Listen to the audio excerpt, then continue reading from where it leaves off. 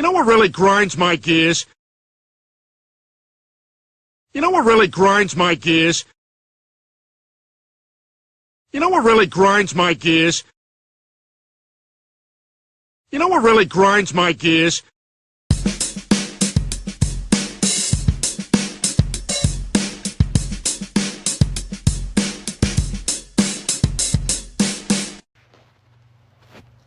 Welcome, revelers. This is Robbie here with Right versus Left. I'm going to do a little rant today about censorship and free speech. The first thing that I have to say is obviously I am a free speech absolutist. And the reason for it's very clear. Of course, there do need to be guardrails like there are with everything in society. Certain material is not age appropriate. So beyond age appropriateness, I don't think that there's any reason to ban any speech or any content. And the reason for this is simple. A big part of the censorship problem is conservatives created it with the moral majority under Reagan and the attacks on pornography, which if you find it distasteful, that's fine. Don't watch it. Make sure it's not in your house. I mean, that's kind of how a free speech marketplace works. I don't particularly have a problem with obscenity existing because if there's weirdos out there, I want to know who they are. So let them publish their weird ideas. It's the same thing with the literature published by NAMBLA. Okay, great. So let's find out who these NAMBLA perverts are so we can keep an eye on them. I'd love to know if my neighbor is a best-selling kiddie porn author so I can keep him away from my kids. And I can attack his ideas directly in the market of free thought.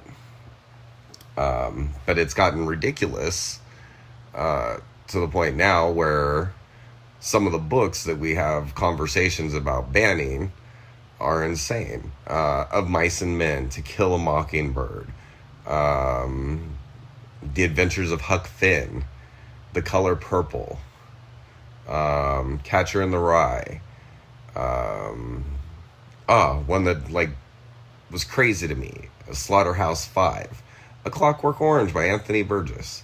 Some of these are just absolutely insane. Obviously, most of these books shouldn't be available in an elementary school or even an argument for junior high school. However, by the time you get to college, I think the restrictions should be pretty much off.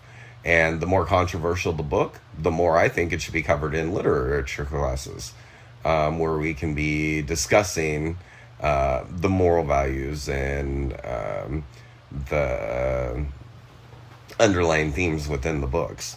I think it's very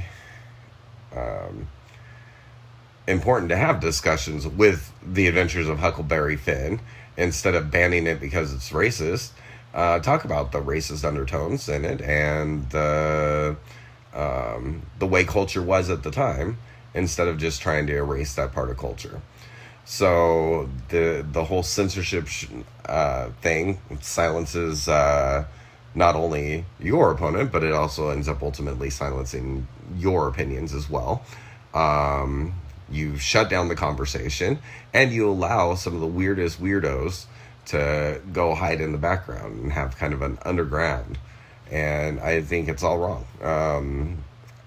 Obviously, this doesn't apply for kiddie pornography or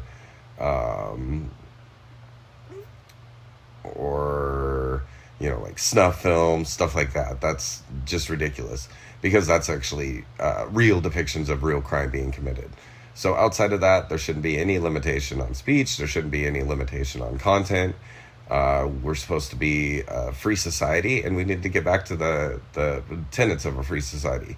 And I think if we would just stop with the censorship, then it would force people to have real conversations about what the real problems are, instead of the shutdown society where we don't really know what half the country thinks because they're terrified to say what they think because they may very well lose a job, lose a career, lose their freedom over allegations that are false.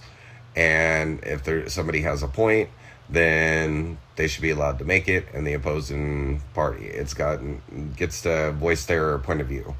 Nowadays, you even have like conservative speakers banned from college campuses because they simply follow biology versus indoctrination. Like, it's ridiculous. We just need to throw the rails off for everybody, and that includes not saying to cancel our opposition's viewpoints. Yeah, let them say their points. People will see how crazy they are. And if people are crazy enough to go with them, let them. Now we know who the other crazies are. That's all I got to say on that.